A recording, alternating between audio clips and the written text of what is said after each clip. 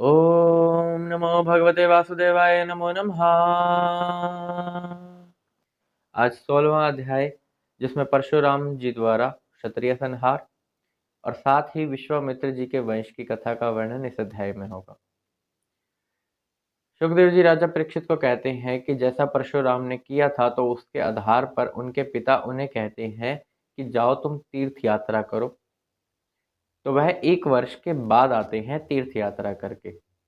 1 वर्ष के बाद जब वह अपने आश्रम पर लौटते हैं, पिता के आश्रम पर, तो वह देखते हैं कि उनकी माता उस समय जल भरने के लिए गंगा तट पर गई हुई है। उनकी माता रेणुका को वह जब देखते हैं तो वह यह भी देखते हैं कि उनकी माता एक चित्ररथ नामक गंधर्व राज, जो कि उस समय अप्सराओं के साथ विहार कर रहा था गंगा तट पर ही, तो वह उन्हें देख रही होती है। और उन्हें देखते ही देखते उन्हें यह स्मरण नहीं रहता कि उनके जो पति हैं वह हवन कर रहे हैं और उन्हें जल की आवश्यकता है और वह जल लेने के लिए इधर आई थी। अब गंधर्व राज है, कमल की फूलों की माला पहनी हुई है, बहुत ही सुंदर है और अप्सराओं के साथ विहार कर रहे हैं, तो उनका मन उनकी ओर थोड़ा सा खिंच जाता है। इस कारण से वह देर हो जाती है उन्हें। लेकिन जब उन्हें स्मरण आता है कि मैं तो जल लेने के लिए आई थी, फिर वह बड़ा ही डर जाती हैं कि कहीं मेरे पति मुझे श्राप ना दे दें। और श्राप के डर से वह फटाफट जल भरती है और फिर अपने आश्रम पर जाती है। उनके चरणों में जल रख देती है, घबराई हुई है, बोलती तो कुछ नहीं, लेकिन पति का जो योग बल है, तपोबल है, वह उनके कारण समझ जाते हैं कि इससे देरी क्यों हुई।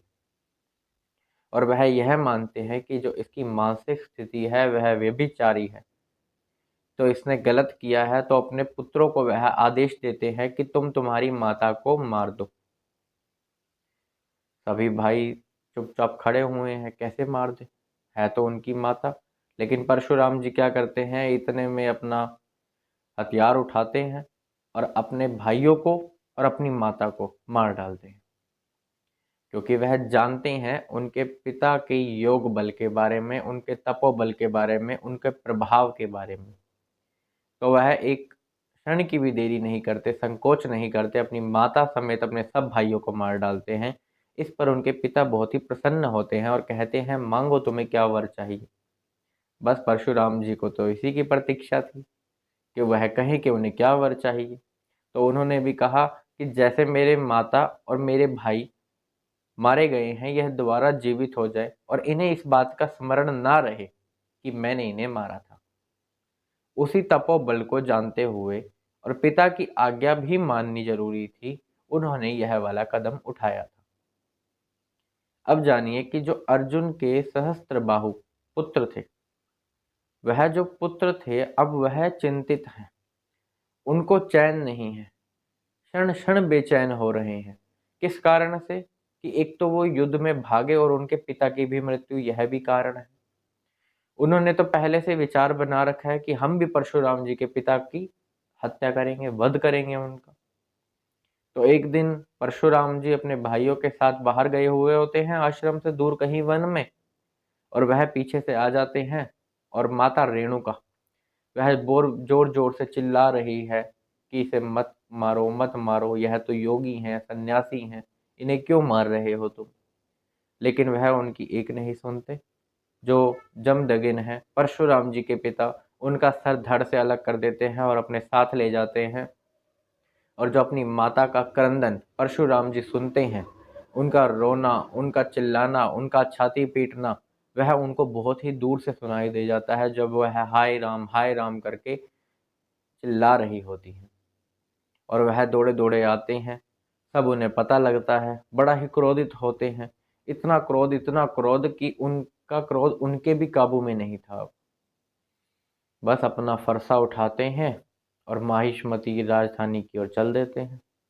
वहां पर उन्होंने क्षत्रियों का ऐसा संहार किया कि एक पर्वत तो यदि कोई देखता है तो एक नॉर्मल बात है कि एक पर्वत देखा है, लेकिन एक कटे हुए सरों का पर्वत देखना, यह बहुत ही खतरनाक सा है।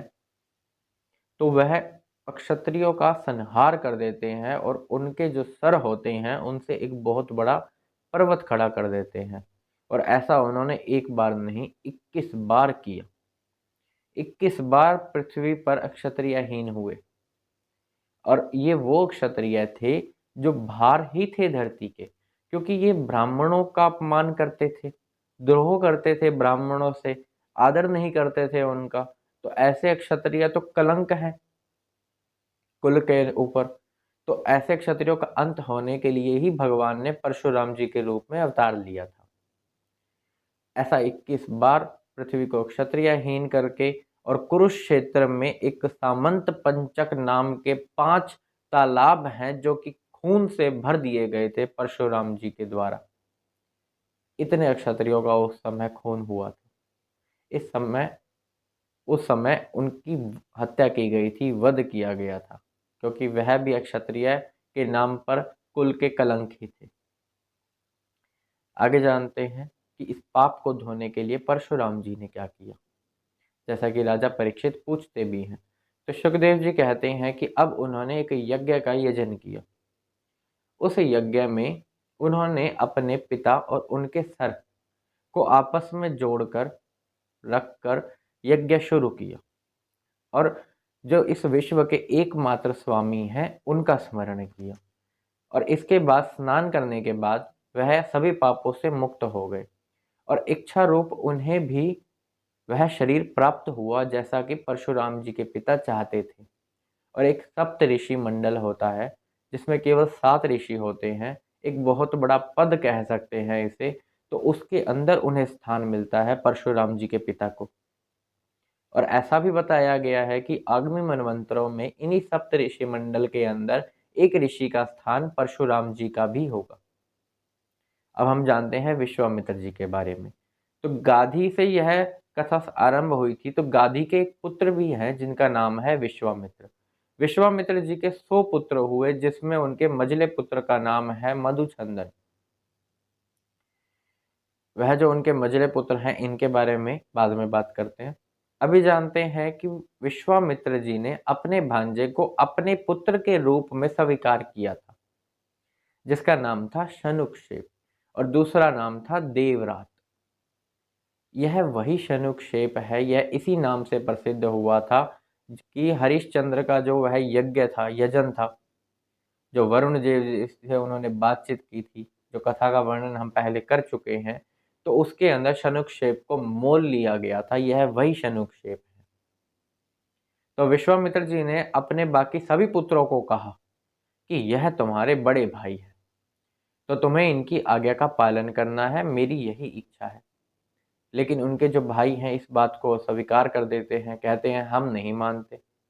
इस पर वह क्रोधित होते हैं और उन सबको श्राप देते हैं कि जाओ तुम मलेच्छ हो जाओ।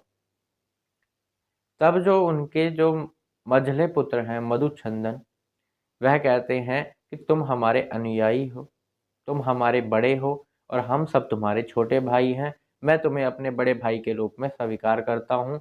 इस पर उनके पिता उन पर प्रसन्न होते हैं और उनको प्रसन्न होकर कहते हैं कि मैं धन्य हो गया कि मुझे तुम जैसे सुपुत्र प्राप्त हुए हैं और मैं तुम्हें आशीर्वाद देता हूँ कि तुम्हें भी आगे सुपुत्र ही प्राप्त हो।